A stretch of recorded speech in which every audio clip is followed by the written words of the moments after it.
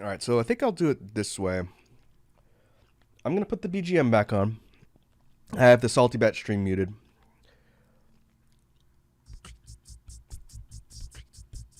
I'm going to put the BGM stuff on right now. And I think what I'll do is... One, let me know if you guys are able to hear the BGM, okay? I have it set about where it normally is. Maybe a little bit lower just so it's audible.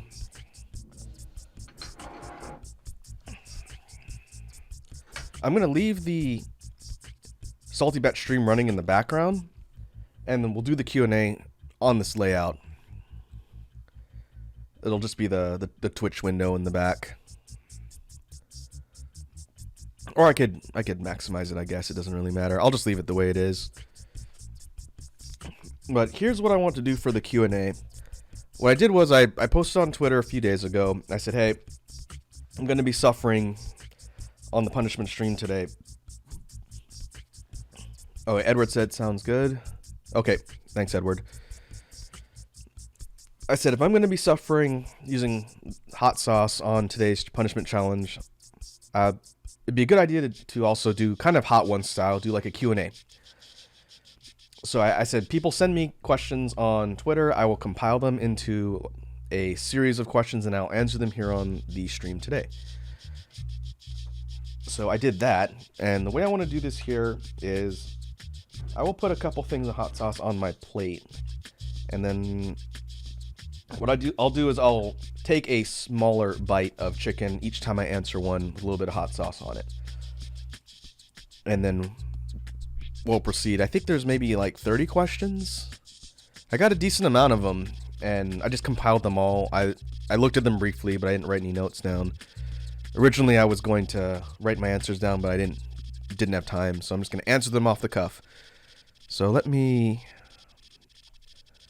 enable the Q&A, and I will put it right here in the middle. I'll scale it up a little bit. Hopefully it doesn't cut off. All right. You guys should be able to see the question on the broadcast now. Let me know if you can't see it.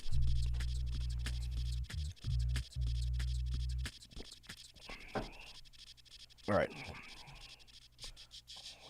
First question, I'm going to take a bite of chicken and sauce.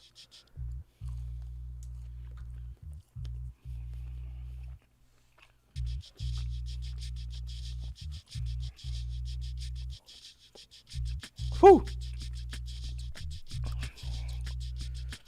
All right.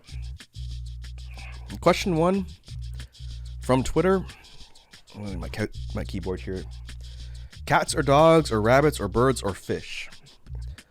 So I'm going to assume the intention behind this question was for pets as opposed to like a eating. Well, people don't normally eat cats or dogs, but I'm going to assume this is a pet question. So I don't have any pets, but as far as animals go, I do like dogs and cats. If I had to choose between those two, I would probably choose cat first, even though I like both. I think I'm a bit more of a cat person, but I like dogs too. My brother's got a yellow lab, and his yellow lab is awesome. So I'd say cats or dogs are good. I don't have much experience with rabbits or birds. Somewhat fish, but for the big two, I would say cats first, then dogs.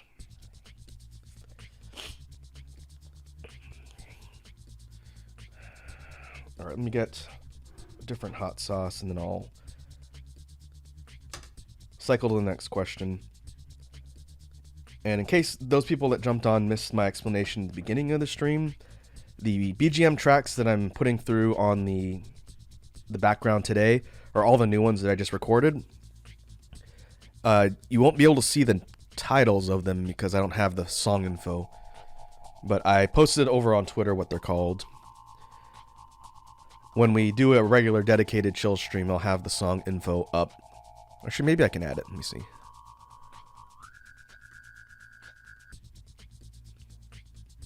I just don't have it as part of this template. Let me try and add it real quick. I want text, song Info 2?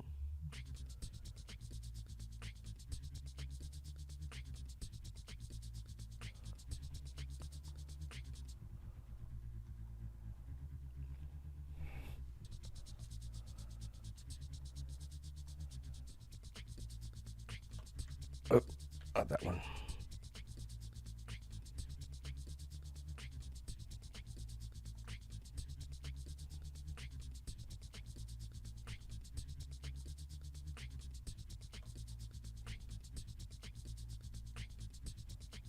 Okay, I'm going to put the song info down here for now, just so you guys can see the title of the new tracks.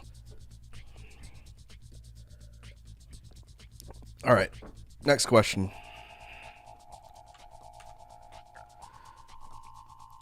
Least favorite vacation. So this is going to be kind of a precursor to a story time segment that I'm planning on doing in the future. But if I were to think of a least favorite vacation, it would probably be the one time my family on Homeworld, when I was a larva, went to a lakeside cabin type setup with some other families.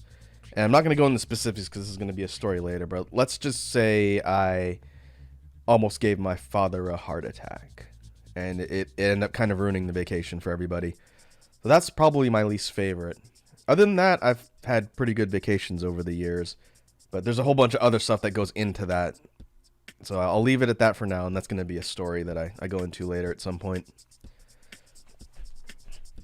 I will say that you could chalk up everything that happened there to me just being a dumb kid. So that's the answer to that one. Moving on. Next question, best taco topping. This is probably not going to surprise anybody, especially given what we're doing today. But I think the best topping for tacos is hot sauce. Usually if I go and get something like street tacos or any sort of Mexican food, I like to put hot sauce on them. Hot sauce slash salsa, I will say, for topping. That's usually my go-to when it comes to tacos or just Mexican food in general. Okay. Need to remember to eat my chicken. I'll do 2 bites for the last 2 questions.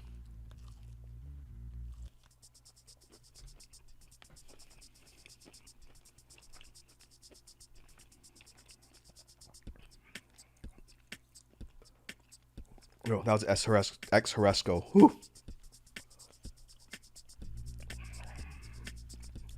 All right, next question.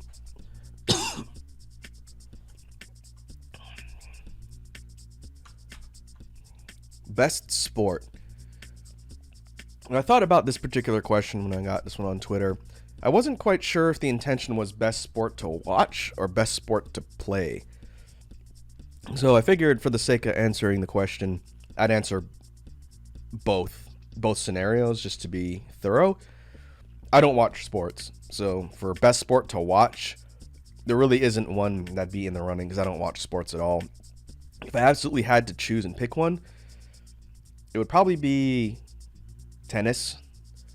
I understand tennis. I don't play it actively, but I understand it. My brother's a tennis player, so I've watched a lot of his matches. I think tennis is interesting. Being someone who lives in the States, I don't really pay attention to football. Baseball is okay, but it wouldn't be my first choice. So I'd say for watching, best sport, probably be tennis.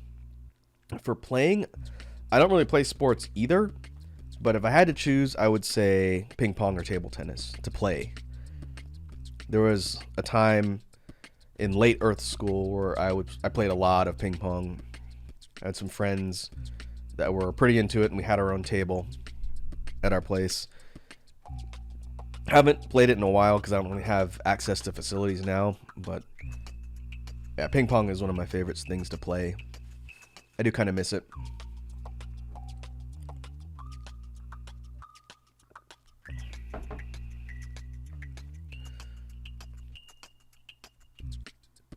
All right, next question. If you were a kitchen appliance or utensil, what would you be? If I was a kitchen appliance or utensil, I think probably a blender. A lot of things that I make, a lot of the recipes that I know involve the use of a blender or some sort of blending process. I guess technically blender slash food processor, but probably blender first. A lot of stuff that I make uses a blender. It's the appliance that I go through the most.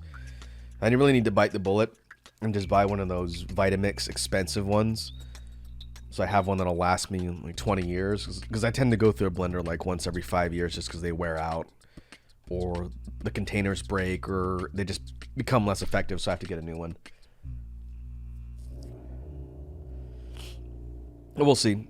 I wouldn't mind investing in a heavy duty blender, and then that'd be the last one I buy for 2 decades or something.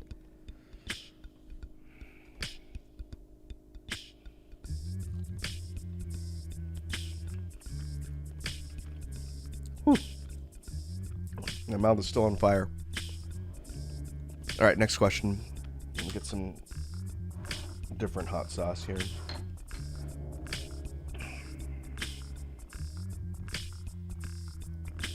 Throw some pucker butt on here. All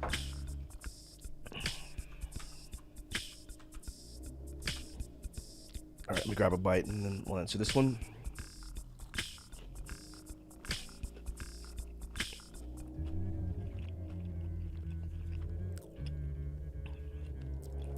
This question says, realistically, how many pies could you eat? That is a really interesting question. Not necessarily what I was expecting, which I guess that's what makes it good. I would say, realistically, if I was hungry and not full or having eaten already, I think I could eat 2 pies. It would kind of depend on what they were, but in general, I'd say I could eat 2 whole pies and then I would probably be done.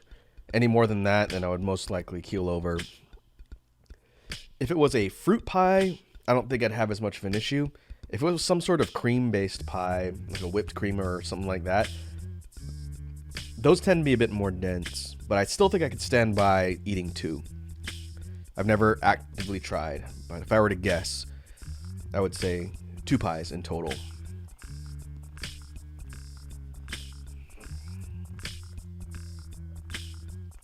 I think what I might do for this segment, just because it's a bit of a sidebar from the Salty Bet stream, I'll probably clip the entire Q&A section and put it up on the channel as its own video.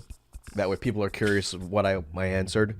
They can check that section of the broadcast and not have to scroll through the entire Salty Bet stream.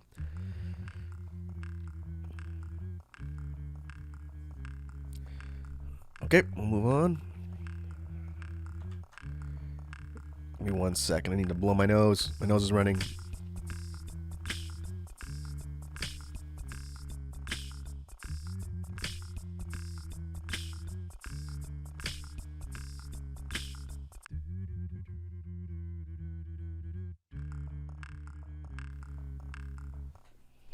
All right, what sauce do I want here? Where's my carnival?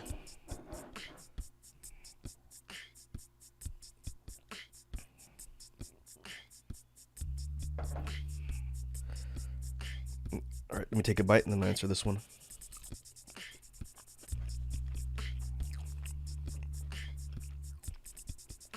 Ooh. This question is, if you had one celebrity beef, who would you choose? If I were to choose one celebrity to beef with,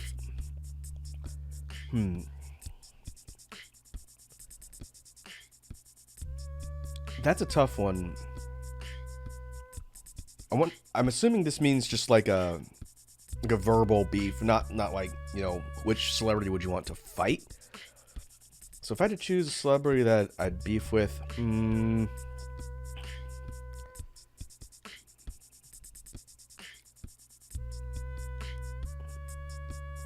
if we're talking about movies, musicians,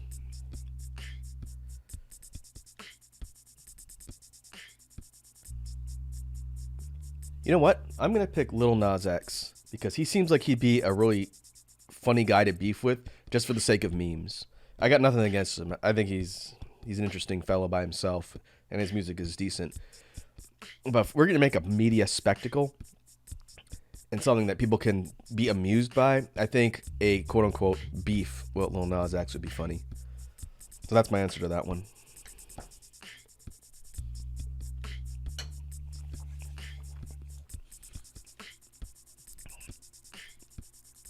All right. Get some chicken. Next question.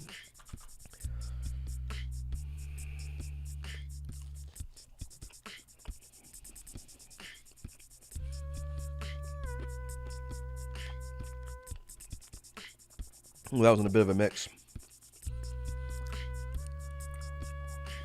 This next question says, if you had a magical girl transformation sequence, what item or phrase would set off that transformation?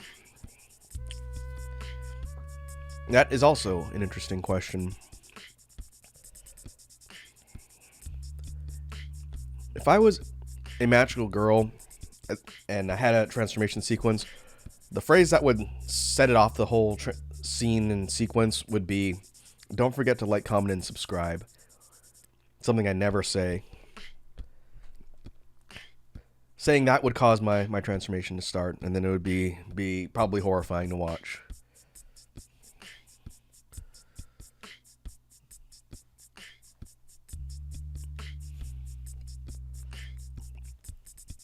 All right, next question.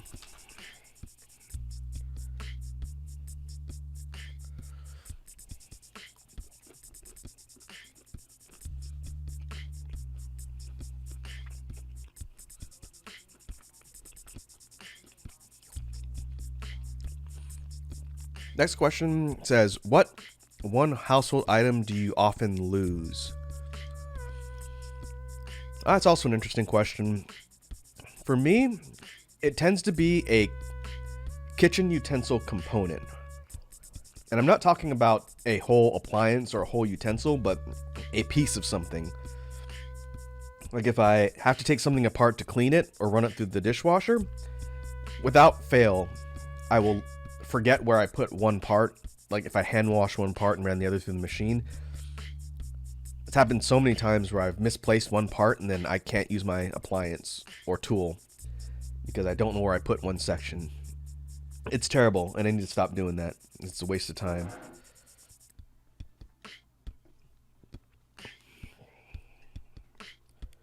I know I've done that with the little O-ring that goes under the blender receptacle that seals it. I know I've done that a couple times, and I can't use my blender, otherwise it would leak. All right. Next burning question. If it was your birthday, how would you decorate your cake? I don't think I've talked about this on stream before, but one of my favorite types of, I don't know if you call it a topping. Hold on, let me grab a bite of chicken.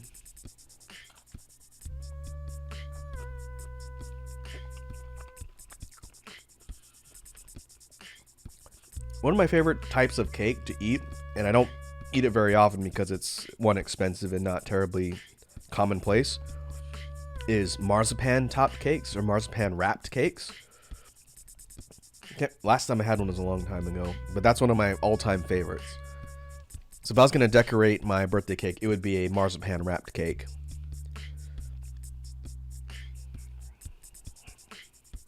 Right, that makes me want to eat marzipan now.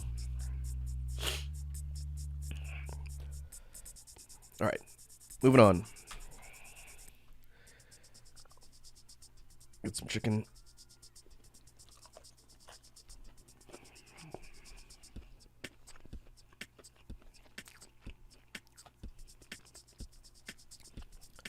Next question asks, the saddest song you ever heard.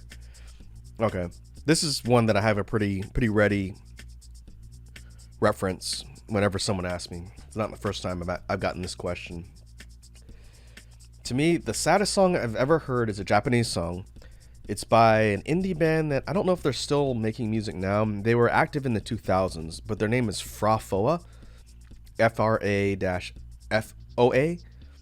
And they did kind of like rock, singer-songwriter type songs, a female vocalist. But the song that they did is called Aojiroi Tsuki, or Pale Moon. And it is one of the most heart-wrenchingly sad songs ever. If you read the lyrics to it, it's about how the lead singer, when she was a kid, watched her brother drown. And the whole thing is kind of like a summary of her missing her brother. It's got a video on YouTube. I would not watch it unless you're prepared to watch someone cry on screen. It's a beautiful song, but it is so sad. It's one of the saddest songs I've ever heard. Like, the saddest to me. So, in answering this one, that's what I would say. Aojiroi Tsuki by Frafoa.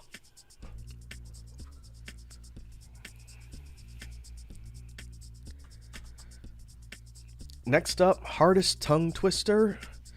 I never really practiced tongue twisters. Let me get some chicken here.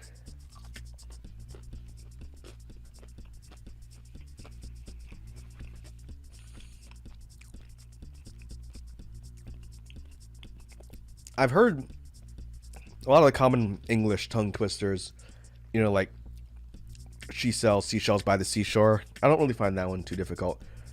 But some of the Japanese tongue twisters that I've heard are pretty tricky, like the Basugasu Bakuhatsu one. I can't do that one quick. That'd probably be my pick for a tongue twister. But there's a whole bunch of interesting ones in Japanese. But if I had to choose one, it'd probably be the Basugasu Bakuhatsu. That's very difficult to say multiple times in a row.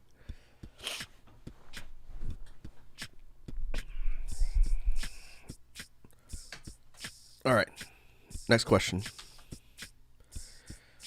This is also an interesting one. Socks. Opinions. Opinions on socks. I think socks are functional when you need to wear shoes. I don't wear socks in my own home unless I'm leaving to go somewhere and have to put shoes on. I don't know how terribly common it is. It seems like most people I know don't wear shoes indoors. I personally think that's the grossest thing ever if you wear shoes inside your house, because it just gets filth everywhere. So as a result, if I'm walking around my home, I'm either wearing no socks, or like in my kitchens, I've tiled kitchen floors. I have slippers, like rubber slippers that I wear. But socks, I don't wear unless I'm going out and wearing shoes.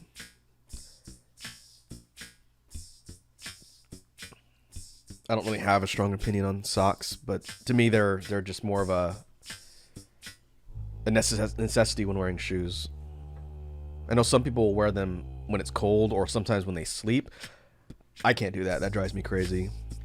I wouldn't wear socks to bed.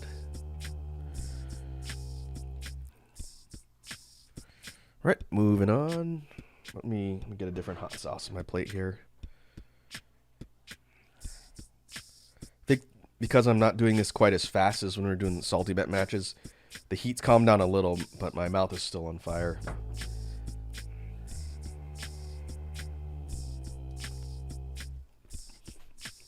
All right, next up.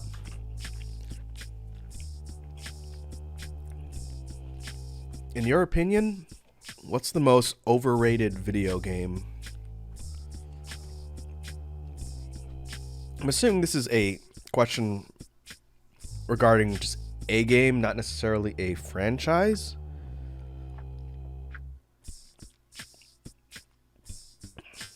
So I guess I could probably treat it like both. And that's kind of hard because if I was going to choose something overrated, you'd think it'd be something that I play and just didn't really enjoy. But honestly, if I were to think of, let's look at this at the franchise level. That's a bit easier for me to say than just a single game, because I generally won't play things that I don't think I'll enjoy. But for franchises, let's talk about an entire property of titles and franchises. What I think is the most overrated, and this is probably going to be a bit of a hot take, so let me explain what I'm talking about. Overrated franchise, I'm going to say Final Fantasy. And there's a couple reasons for that, with a couple exceptions. I like RPGs. I've been playing RPGs for a long time.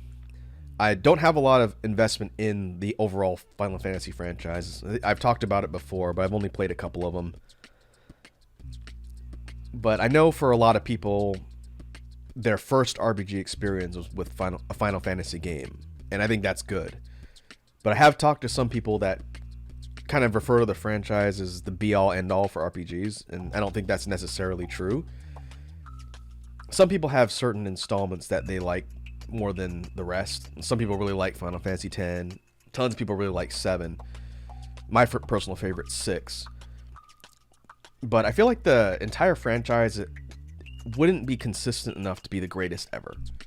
It's good. It's very good. I definitely would recommend people try it. But it wouldn't be my first choice for the kind of be-all, end-all when it comes to RPG series. So, probably a bit of a hot take, but I'd say overrated Final Fantasy as a franchise.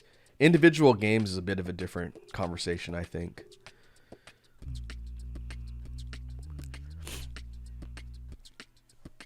Alright, let's move on. Let me get another bite of chicken.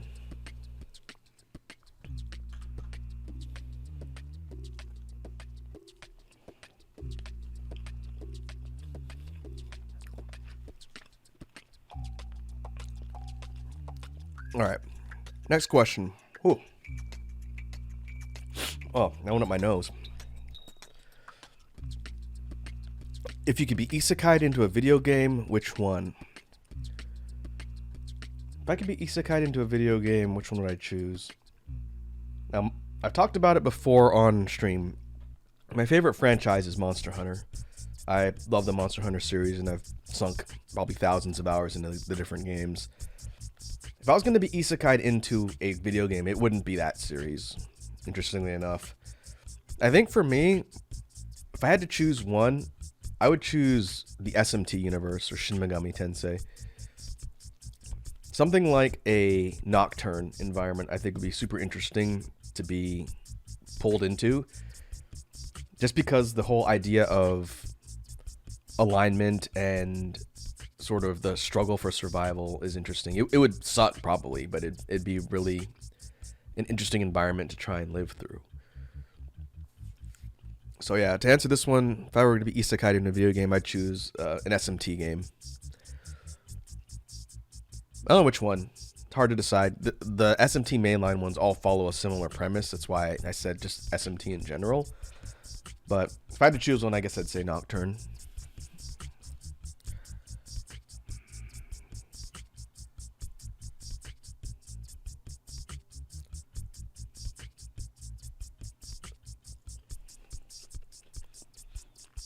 You know, and thinking back to that last question on overrated video game, I think I have a better answer, or an alternate answer.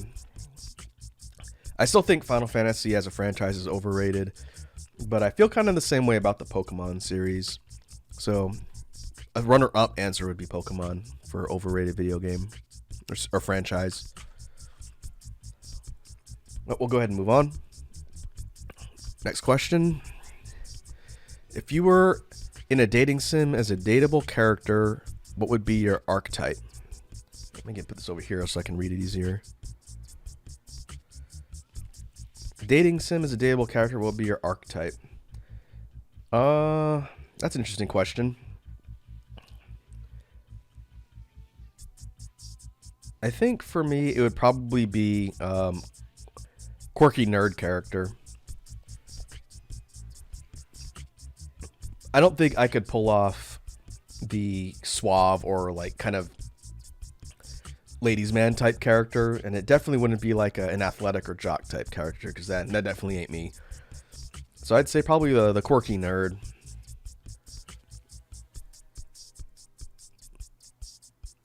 Yeah, that would most likely be my type that I would fulfill, not the type I would go for. This is asking what would I be if I was a character in a dating sim.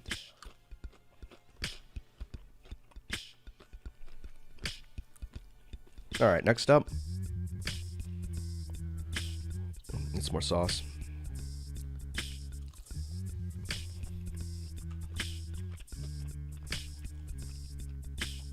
We're getting into some anime questions. Favorite anime genre? For me, I would say my favorite anime genre would be action. I'd say action fantasy, action or action sci-fi first, and then probably comedy second. Thinking back to all the series I've seen, the vast majority of them are kind of action, maybe shonen-esque type ones, but not necessarily the case for all of them. Usually I'm not terribly picky about premise. I'm not a big romance genre person, and comedy tends to be hit or miss. But every once in a while, a good slice of life is good. I think I've mentioned before that one of my favorite anime series is Azumanga Daioh, and that's a comedy slice of life series, and one of the best in my opinion. But yeah, I'd probably say action or sci-fi, or action or fantasy for first. I haven't really watched a lot of horror. Horror's alright too. Wouldn't be at the top of my list when it comes to first choices.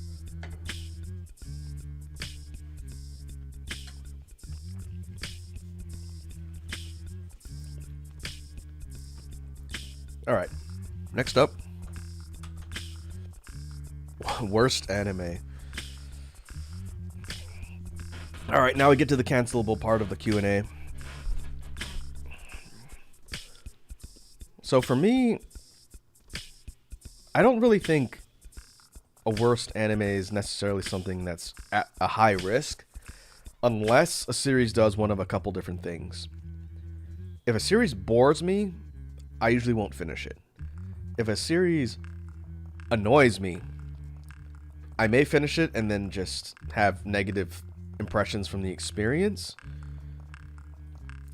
But probably the worst thing a series can do would be to not end.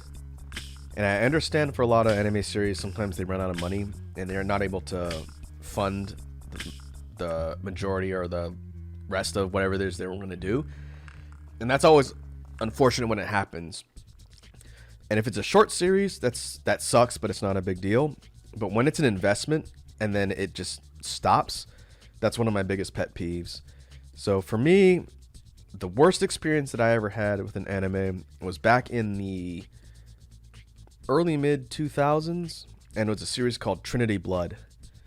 And I think I've talked about this before. I think I mentioned in one of, maybe it was a tier list or something, that Trinity Blood really ticked me off because the whole series and premise were really good. It was well drawn. It was interesting. But then the last episode of the series, like 26, was all lead up to the big apocalyptic fight with the main character and the main antagonist, and then it just ended.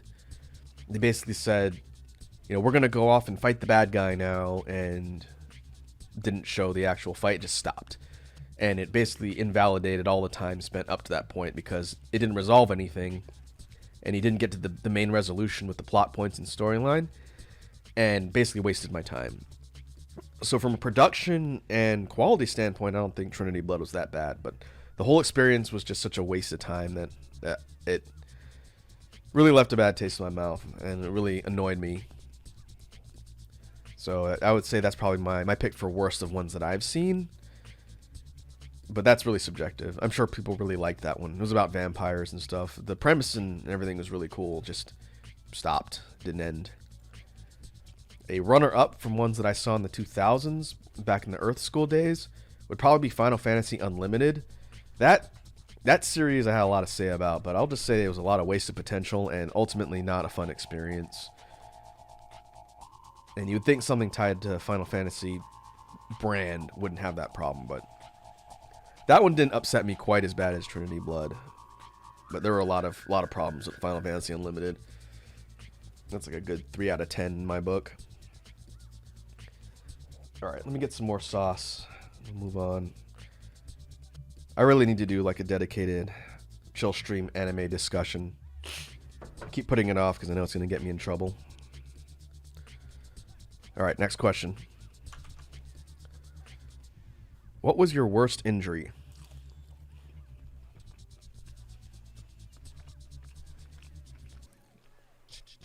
That's a good question. And kind of similar to the vacation question I answered earlier on, this one's going to be sort of a preview of something that I go into on stream for story time. If you've been tuning into my streams recently, especially our last chill stream, where I talked about the kitchen art where I got sent to the ER, that was a pretty bad one. That was definitely up there, but it wouldn't be the worst. I have been to the ER 3 times in my entire life. Twice here on Earth and once on Homeworld. The worst one is the Homeworld injury, and that's going to be a story in the future. But I was a young larva on Homeworld, and I suffered a pretty serious injury that sent me to the ER. I'm going to say that was my worst injury, and eventually when I tell that story, you guys will get the full details, but it was pretty bad. I don't think any of my serious injuries don't involve the ER in some capacity.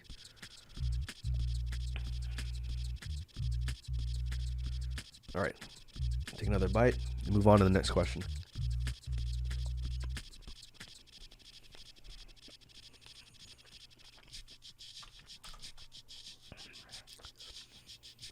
Ooh. Alright, if you had to choose a fight song, what would it be?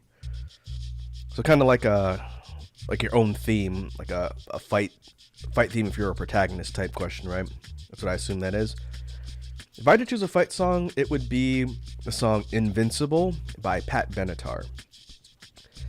If you've never heard that song before, it's from the 80s. Pat Benatar is a really popular American singer. Yeah, kind of like a rock style. One of the breakout female solo singers from the 80s. She's one of my all-time favorites. I love Pat Benatar. But she has a song that is one of her hits, but not one of her biggest ones, called Invincible. It was from a movie, I think. It was used in a movie. But whenever I think about songs that want to get me pumped and ready to take on a task, it's usually that one I think of. So as far as fight songs, yeah, Invincible by Pat Benatar. Ren _ says morning. Hey, good morning. Welcome to the stream. We are currently doing a hot sauce based Q&A session, and I am suffering through a decent amount of hot sauce. My face is on fire. We'll get back to salty bet matches in a bit, but first I'm going to work through the rest of these questions that I got on Twitter. So the questions are on screen on the broadcast. So I'm going to get another bite and we'll move on.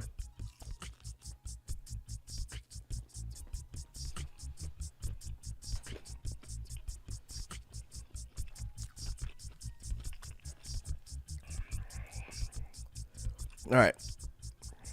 Next question. Most underrated YouTube content creator or creators? That's a pretty good question. I think I've talked a little bit about this before on previous streams, but not at great detail. My pick for most underrated content creators are technically a channel that's no longer active, and it would be the Super Best Friends Zaibatsu. What originally started as Two Best Friends Play would eventually evolve into Super Best Friends Play. They were a group of content creators that started with two dudes, a guy named Matt and a guy named Pat from Canada. And they started doing Let's Plays back in the early 2010s, I want to say. Maybe even a little bit before.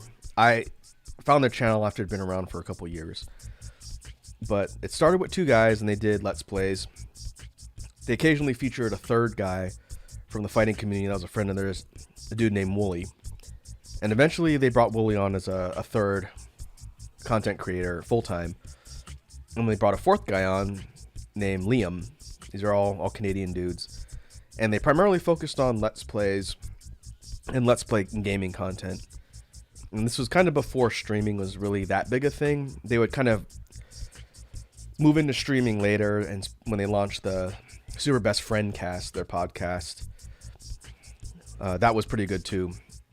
But what struck me as criminal about the Super Best Friends Zaibatsu is I felt like they never really got the credit they deserved. To me, when the whole Let's Play market became really saturated and there were tons of people out there doing it that had really high profile, you know, people like Markiplier, Jacksepticeye, PewDiePie, and groups like Game Grumps. The Super Best Friends were always on the fringe, but to me they were really influential in moving the Let's Play medium forward. Between that and the fact that they were really entertaining personalities and dudes to watch, it always disappointed me that they never really developed a massive following. I think when they eventually stopped and they all split apart to go their own separate ways, their channel had, I think, like 300,000 subscribers. I don't know what it's up to now. I'd have to check. But they should have been a couple million in total subscribers, in my opinion. Between their memes and their original content and the fact that they spotlighted so many off-the-radar games that people wouldn't normally have checked out, I think they deserved a lot more credit than they got. So for underrated people, I'd say, yeah, Super Best Friends Play. They're my favorite channel when they were active. I followed their content for a long time. And I got to meet them too. I got to meet them at PAX one year. They were really nice. They signed one of my fight sticks. They're a cool group of dudes, real chill. It's worth noting that the members are all doing their own thing now. Pat and Wooly have their own podcast that was sort of the successor called the Castle Super Beast podcast, which is really good that I tune into. Wooly runs his own channel with a couple friends, and he does a lot of Let's Plays and fighting game stuff. Pat does streams and primarily Twitch-based content now, and he puts on his YouTube channel with him and his fiancée, Paige, who also has her own channel. Matt, he streams and he does a lot of YouTube solo content now with him and his wife. And Liam is in school now, so he's not really actively doing a ton of content creation. So each of the members of the Zaibatsu went off and did their own thing, but I'm glad they're still finding success. And I know some of the more oblivious fans tend to bug them about getting back together, but because of the way the whole thing disbanded, that's not going to happen. So I always tell people it's not really fair to throw that at those guys. Just enjoy what they create now and support them. But yeah, Super Best Friends Play are the internet legends, and I feel they never really got their fair shake. Alright, moving on.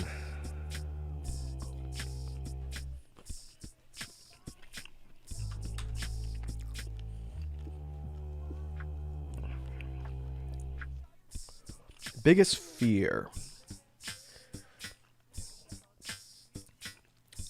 That's always a $1 million question. For me personally, I don't have a lot of specific fears. Like, I'm not afraid of heights. I'm not afraid of animals like spiders or anything like that.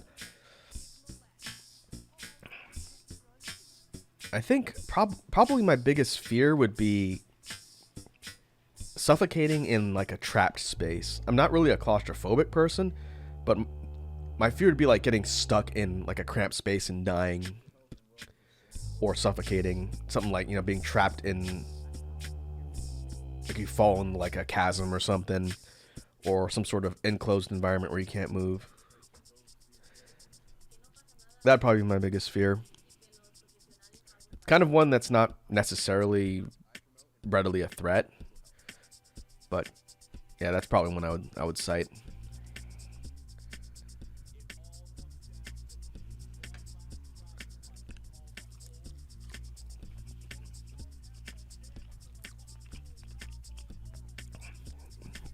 All right, moving on. Next question.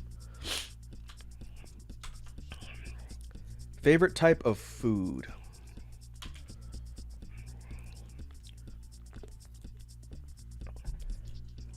Favorite type of food? I'm not a picky eater. I think I've mentioned that before in previous streams. I'll eat pretty much anything, but my favorite type of food would probably be Japanese. I really like sushi. If I had to choose one type of food to eat, if I had a choice, it'd probably be sushi and Japanese food in general. That's why I learned how to cook a whole bunch of different types of Japanese dishes. I guess if we're talking like ethnicity and or nationality type food, Japanese, and specific type would be sushi. Other things like katsu, which I know how to make, or okonomiyaki, would be up there too, but I think sushi edges him out. So we'll go with that.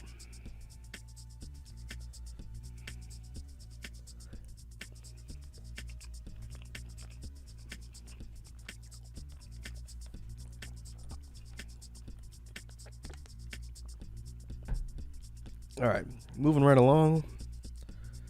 Next question. Least favorite type of food. Like I said, I'm not a picky person, so I don't really have a type of food that I won't eat.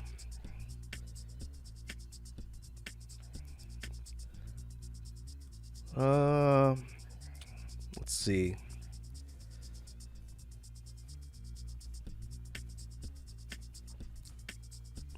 I don't know, that's a tough one. I can't think of anything that I won't actively eat.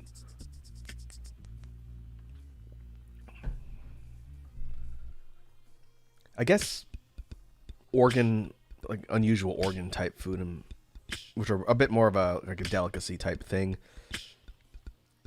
But I know in other countries, different types of organ meats are good or popular. Not really my thing. I'd probably try it at least once.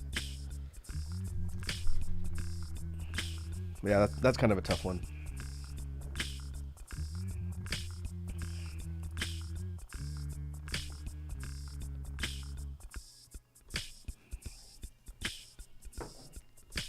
All right, get some water. Next question. Do you have an internet rival? That's also an interesting question. I haven't really been on the internet as a VTuber that long, so there really isn't a whole lot of people I'd say I have interacted with that could qualify as an internet rival. Probably the closest person rival-wise would be Wazzy from Team Toxicure. If you follow me on Twitter, you probably see a lot of the banter between Wazzy and myself. We like to poke fun at each other a lot, but there's no any hostility or anything like that. She's a pretty funny person, and I do respect her as a content creator. But she'd be the closest thing I'd say I have to an internet rival. And I believe she's streaming now, but if she watches this in the archives later, shout out to Wazzy.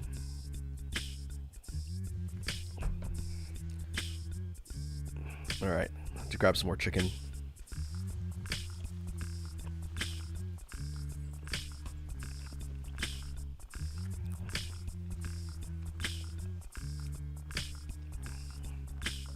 Next question. This question.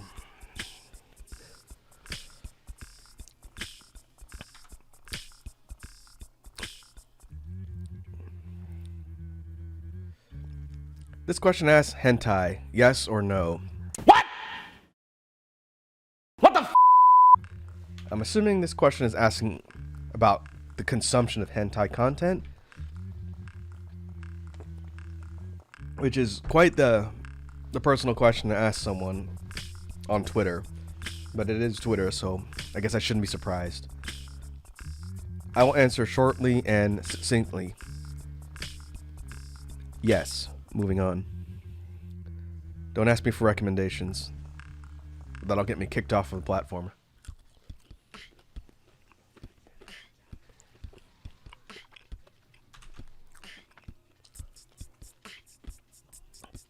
What I did from this particular for the Q&A session, I just took image grabs of all of the tweets. I didn't edit them or write them anywhere else. So what you're seeing is the actual raw question from the tweet, just put into an image form in a slideshow for here on the stream through OBS. Whew. This one asks, how do you feel about people drawing Rule 34 of your character? That's a pretty interesting question. I did put a not safe for work art tag in my Twitter bio. So as far as people drawing Rule 34 of my character or my VTuber model, I don't care. That's fine. I don't have a problem with it. I would say make sure to note not safe for work or 18 plus content if you're going to do that. But other than that, it's fine. It doesn't bother me.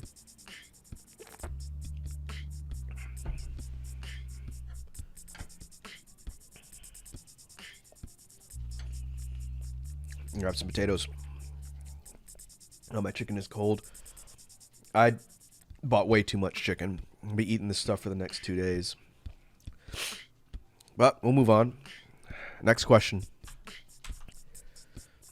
You have a best waifu. Best waifu from anything? Be anime, video games, manga, anything?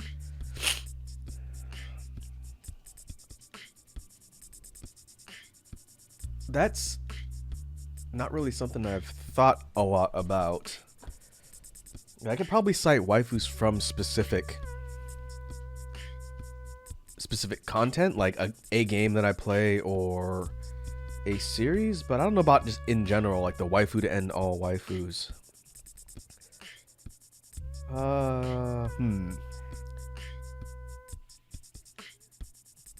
I'll cite one that stands out in my mind, but without going through a list of all the content I've ever watched, it's hard to say like the universal top tier waifu. I'm gonna say Melfina from Outlaw Star. Outlaw Star. Outlaw Star was one of the first series I ever saw, and it's one of my all-time favorites. But as far as like we must protect this character at all costs, I always liked Melfina. There's probably some others from other things I've seen, but that's the one that goes way back to the baby days for young Raku.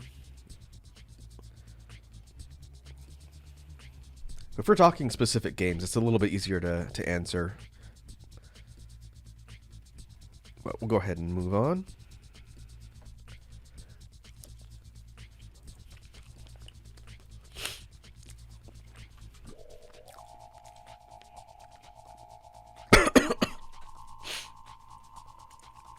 Alright, I'm getting into the spicy questions now. The next one says, what's your most shareable fetish? I'm assuming that means like YouTube safe shareable.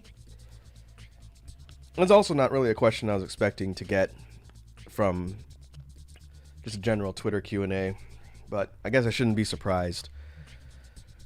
This may be a controversial hot take, but I would say holding hands. Next question. Feet, yes or no? Oh, I'm not eating enough hot sauce for this.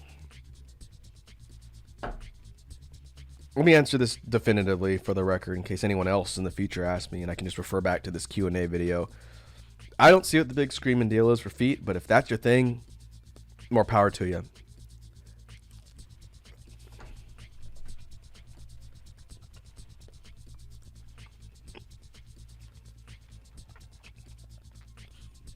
Like, I don't know if I, as a VTuber, am ever going to get my own wiki feed entry, but my model's out there.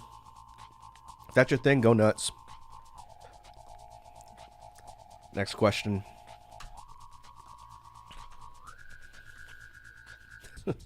Next question says, what's your favorite body part? Okay. Probably not as spicy of an answer as this person who's asking was expecting, but if I were to choose a favorite body part, I would say eyes. I really like eyes. And that's from a design perspective and also just a person-to-person perspective. I don't really have a preference for eye color or anything like that. I just think eyes are very, very fascinating. So yeah. I don't know what you're expecting. Person on Twitter asked me this, but there's your answer.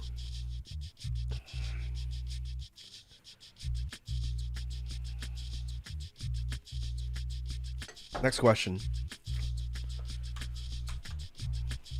If you could only take one thing to a deserted island, what would it be? If I could only take one thing to a deserted island, this is probably not going to be a super interesting answer, But if I knew I was going to be sent to a deserted island, I would take my glasses. Well, this is probably not something you guys have ever heard me talk about because, again, it's not something you can see on my model. But I have really bad eyesight. This Earth body that I'm inhabiting has really, really bad vision. Vision that requires corrective lenses in order to function as a basic human. And I wear contacts normally. But without contacts, I have a pair of glasses I wear like when I go to sleep or when I'm not doing my day-to-day stuff. So if I was going to go to Desert Island, I would have to bring my glasses because I would not be able to survive without being able to see. Like if you sent me to a desert island with my contacts in, I'd be screwed because when my contacts eventually had to come out or got ripped or whatever, then I'd be legally blind. So if I had to take one thing with me, it'd be my glasses. Not interesting, I know, but that's my answer.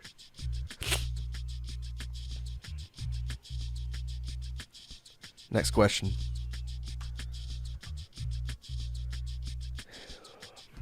I'm gonna grab a bite of chicken. I think we're getting towards the end of the questions. Once we do this, I'm gonna take a short break to get some water, and then we'll jump back into salty bit matches for a bit. I should warm my chicken up.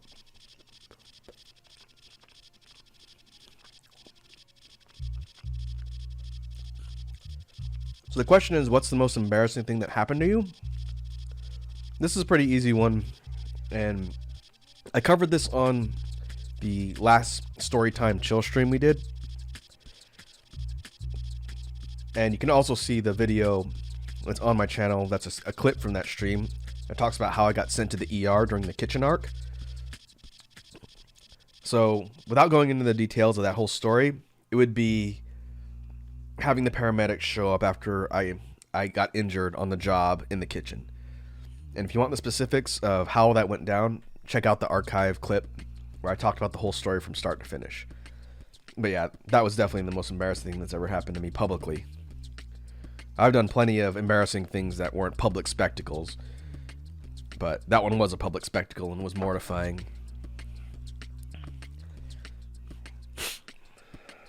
So that's my answer to that one. Moving on. Oh, this question. I figured I'd get this question. I've answered it before.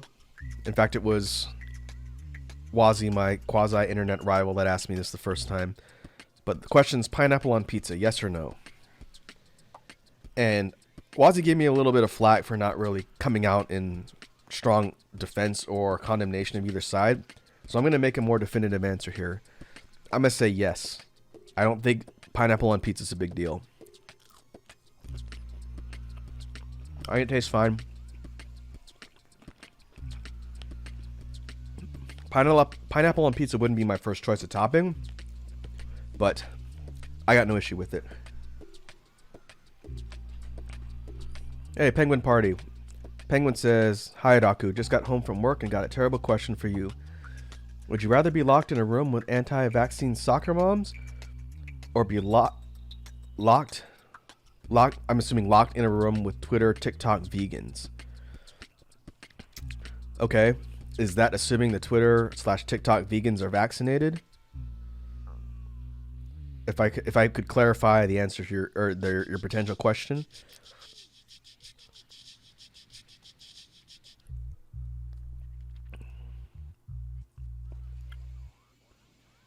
Because I'm going to assume that obviously the anti-vaccine soccer moms are not. But what about the Twitter, TikTok vegans? Are they vaccinated? That actually affects my answer.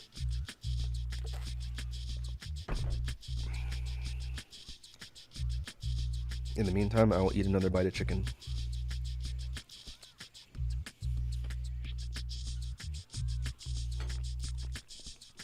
Penguin says, I would assume so for the TikTok vegans. Okay. So, if I had a choice between being locked in a room with anti-vax soccer moms or being locked in a room with Twitter, TikTok vegans, I'd choose the latter.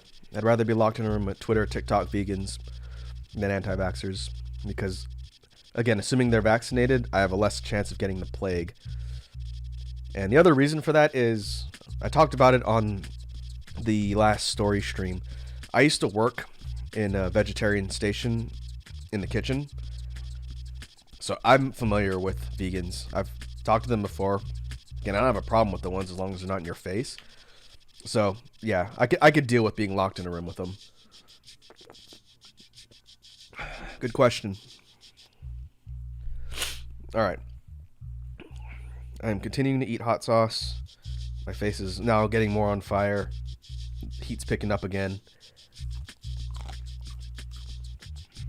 Let's move on.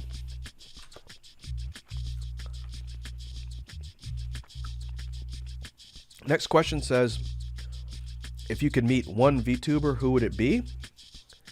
This answer is probably not really going to surprise anybody who's been following my content for a bit. My favorite VTuber, there's a lot of VTubers I follow, both on the big label and indie side. But across the whole VTuber sphere, the one I'd like to meet the most is my favorite VTuber, who's Callie, or Calliope Mori. I've talked about before how she's my favorite content creator from the VTuber side, but if I actually had the chance to meet her and talk with her, I think that'd be really cool. Between her personality and her music, I have a lot of respect for Callie, in addition to all the other VTubers I follow. But I think getting a chance to meet her would be a lifetime opportunity. Probably never happen, but that's my answer to the question. Penguin says, same, I don't have a problem with vegans. I just hate the ones that are in your face as well, but the respectful ones I like.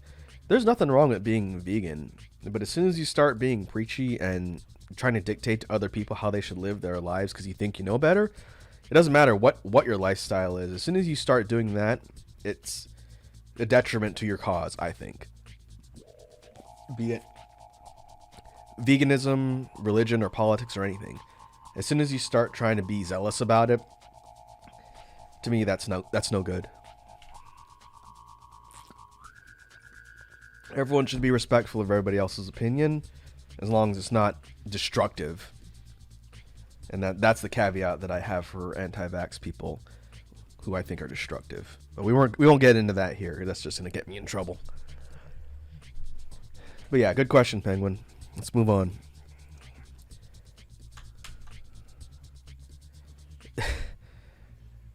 This question says, would you ever reveal your face? This actually is somewhat timely based on some stuff that was happening on Twitter like 2 or so weeks ago, I want to say. There's a whole big storm around a tweet that this one VTuber made about people posting IRL pictures on Twitter that were VTubers. And kind of like what Penguin was getting at with the idea of being in people's faces and preaching, the whole Twitter storm that stemmed from a single thread had to do with this person's take in that they were saying how they just couldn't support VTubers who've chosen to reveal their faces online. Just to summarize the whole series of arguments, the person said, if you are a VTuber and you post IRL content online, you're a detriment to the overall VTuber cause and community, in a nutshell. And it was not received well. To me, it wasn't a very good take. People can do whatever they want. But the interesting thing that kind of resulted from that whole drama discussion was larger and smaller VTubers out there in the community posting selfies of themselves in real life, primarily to counter the point from this one person who was making such a big deal about it, but also to say, hey, here are the people behind what you perceive as just the avatar, and, people should do what they want. I personally would never do that. It turns out that supposedly 4chan was getting a hold of those selfies and using it to dox people that were posting their information, which is not good. But for me personally, the whole point of being a VTuber is, to be virtual. I don't think you guys would necessarily be as interested in the person behind the avatar. But if I would ever reveal my face, I'm going to say no. It's a weird question to ask a VTuber, man, but I wanted to include it here just to address it. moving on. Oh, we're back at the top of the list. Oh, well, good. So that'll do it for the Q&A session.